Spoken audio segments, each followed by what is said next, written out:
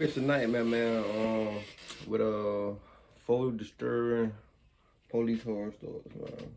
We gonna get into them. Alright, I got another video to do. Other shit to do today.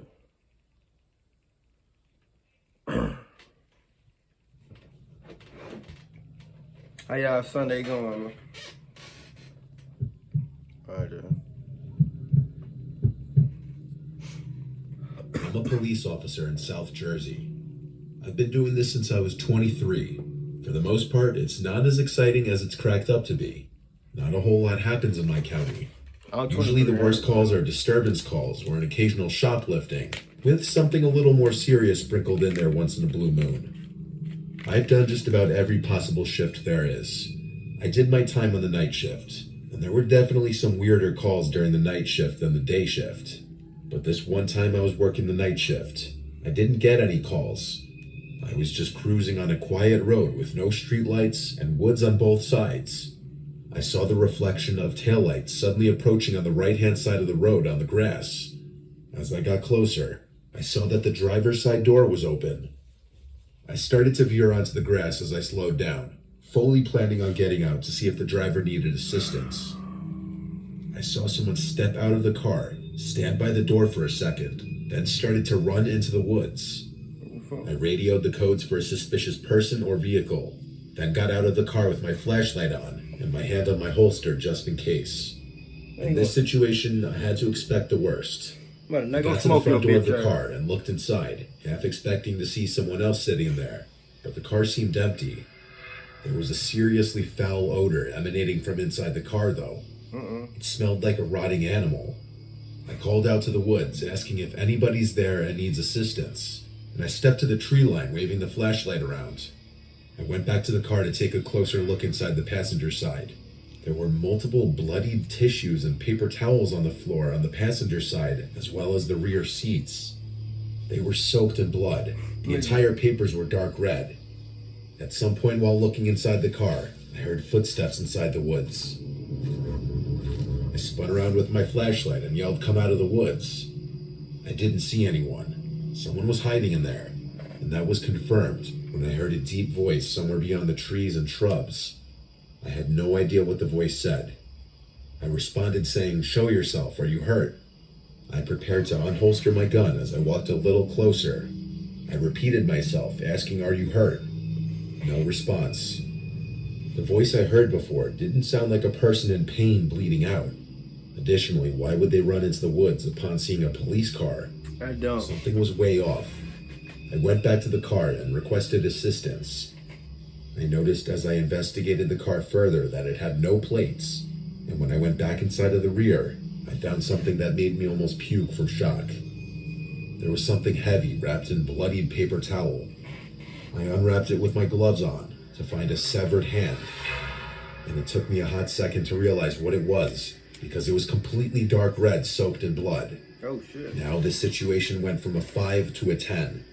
I radioed that there was a possible murder and needed backup. I now put my cruiser's lights on to help other officers more easily identify my location. When backup arrived, we did a thorough search of the woods, looking for possible blood trails. Nothing though. There were not even any blood trails leading from the car, which meant that the hand and blood on the tissues I found may not have been from the person who I saw run into the woods. Eventually, the canine unit had to come and search for the person. Hours upon hours went into this search, well past dawn, turning up nothing. The vehicle was taken into custody. It had been reported stolen by a resident of a nearby town, who said he had no idea that nigga was long gone. Long the fuck gone. Who could have stolen his car. Fingerprints had been collected from the steering wheel, and DNA testing had been done on the hand. There was not a single match to anybody in the database. To this day, there was never any progress in finding out who the driver of that car was and whose severed hand that was. He ain't never got in trouble.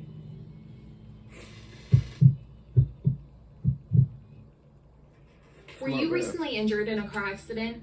Look at this check for $160,000. If you're looking to... My partner and I are assigned to a unit in the sheriff's department that handles tethers, or ankle monitors. One night while looking for someone that absconded the program, We followed her last known location to a somewhat shady area of our county. Not many stops are routine, but this one was unsettling from the beginning. My partner walked to the front door, as I held the side of the house, keeping my focus on him and the side of the house. After knocking on the door, we could hear movement from inside. As the door opened, a middle-aged woman slowly peered out of the door and looked directly at me. There was no way she knew where I was standing. I was not in view of any window at the front or side of the house. What was strange was that most people would answer the person at the front door, not look at the side of the house first. After a moment, she let us in after we asked if she knew who Camille was, who we were searching for. She mumbled something to the effect that she was there. Things went from 0 to 100 immediately as she dropped to her hands and knees and started scooting on the floor, yelling for Camille. This lady had some obvious mental issues, and we figured this Camille was a caretaker of some kind. We both knew the situation was off, but started searching the house. The entire time this woman was yelling for Camille, never once getting back to her feet, just kind of following us on the ground. The time must have been around 8 p.m. and it was dark outside. The inside of the home had one light on. There were no TVs or any electronics of any kind. The house had a strange feeling to it. The layout of this older style home had about 4 bedrooms and 2 floors. Every time I left a room, I swear I was in a part of the house I had not just been in. I would enter a hallway and seemingly be in another part of the house, like I entered a dimensional gap or something. Yeah, I would have left them. The woman would sometimes be right behind me without making a sound. I was starting to question, Bitch, I would have left them. They is tripping. On soul. how all this was possible. At one point, we both entered the upstairs, which looked to be a regular upstairs with bedrooms, or maybe a bathroom at the top of the stairs. As we tried to open the door, initially it would not budge. It appeared that it had been sealed somehow, like it had been painted over, and paint had dried in the seams of the door. After putting in a little extra effort, the door opened, revealing an attic, not bedrooms. If you remember Paranormal Activity, when the guy finds a picture of his wife and child in the insulation, that's what it looked like. There was nothing but storage space, insulation, and an older style light bulb with a string hanging from it. Damn. The lady was just sitting at the bottom of the stairs watching us, occasionally yelling for Camille. After what seemed like an hour of searching this house over and over again, going into rooms I swear I had just left, we called it and cleared the property. As we drove off, the woman was now standing right in front of the door, staring at us as we left. According to when we called dispatch and when we cleared, we were only there for 20 minutes. Damn. It felt like we were there for well over an hour or two. I don't know what was more unsettling, the fact that it was late at night, the lady yelling Camille's name and scooting on her hands and knees, her quietly showing up behind me when I had not heard her move, or the fact that she was standing at the door just staring at us as we left. We have not returned to that house.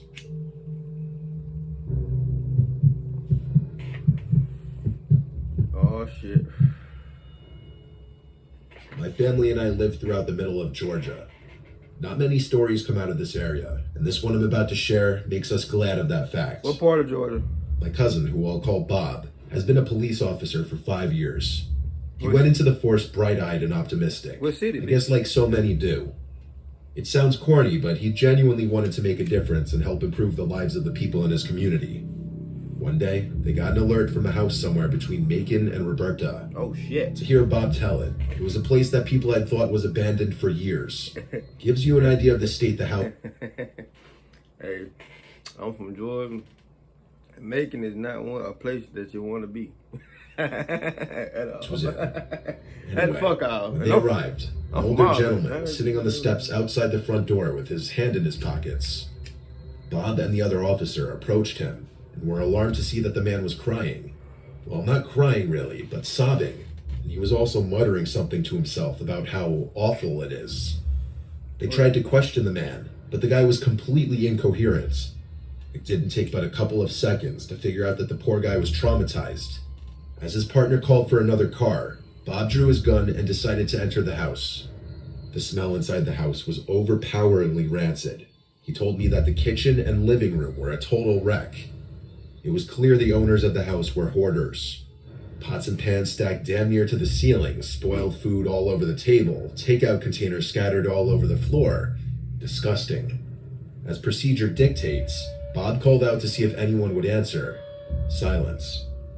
He told me that even with all his training and experience over those past 5 years, his heart rate was already building fast.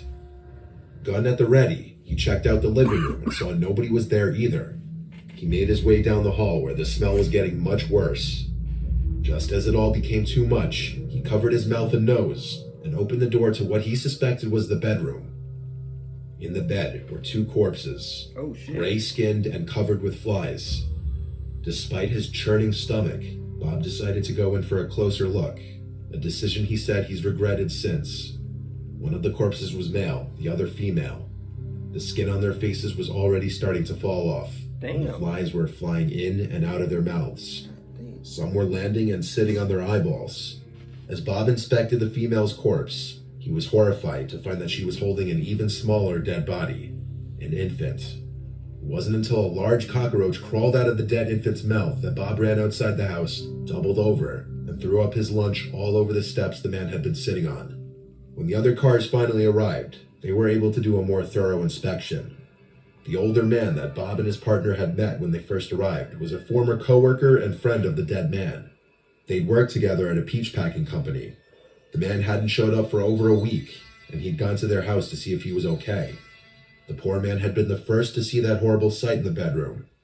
The story that they put together was that the wife and husband had at some point become addicted to opioids. After some kind of operation a year or so before, they had started abusing painkillers together, and the addiction grew and grew until they started shooting up and snorting heroin. God damn. Their daughter, who wasn't more than a couple years old, had died of neglect. When the husband and wife discovered their baby's corpse, they finally broke completely and decided to end themselves. The coroner found enough heroin in both their bodies to kill them twice over. Damn. Bob's still on the force, but he started drinking a little too much after that. He's been going to therapy, and he's since managed to get his drinking under control. And almost every time we talk, he says that he still has nightmares about that poor child's corpse.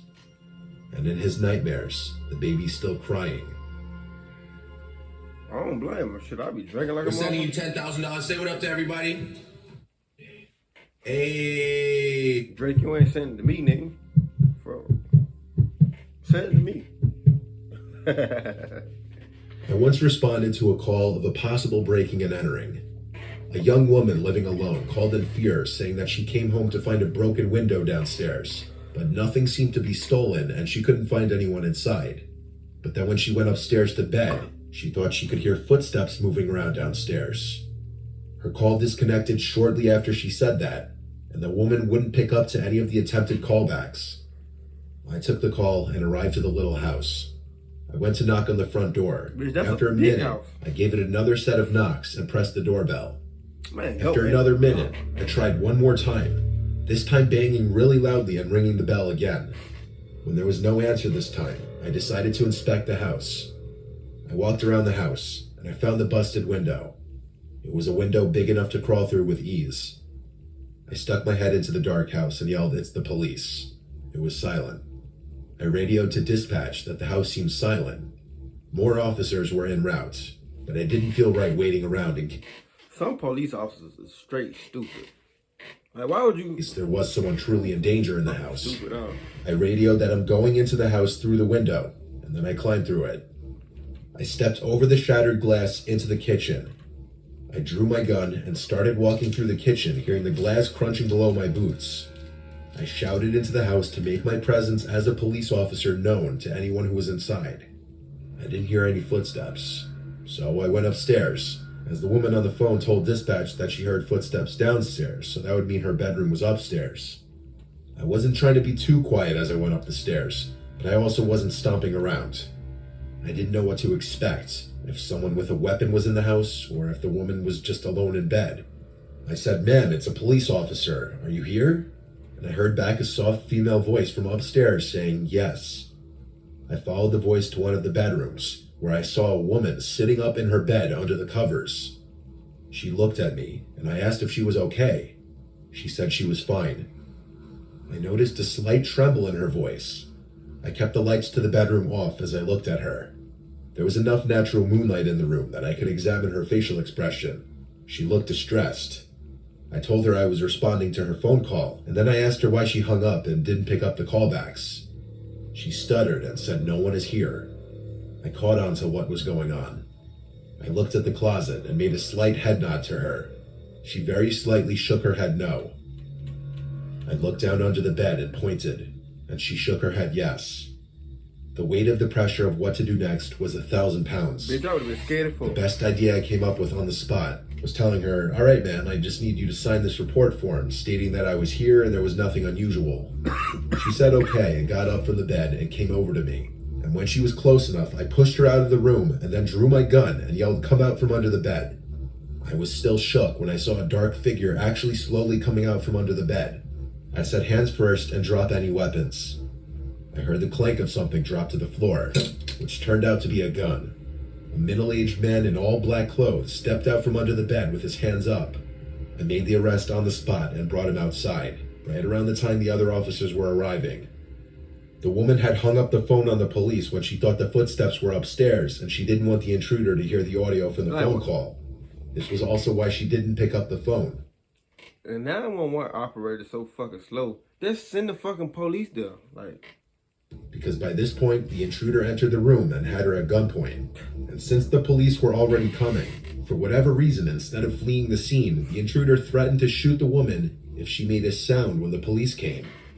After I had rung the bell, he hid under the bed and told her to pretend he wasn't there. I'm glad I was... yeah, I'm glad he made it, though. I ain't gonna lie.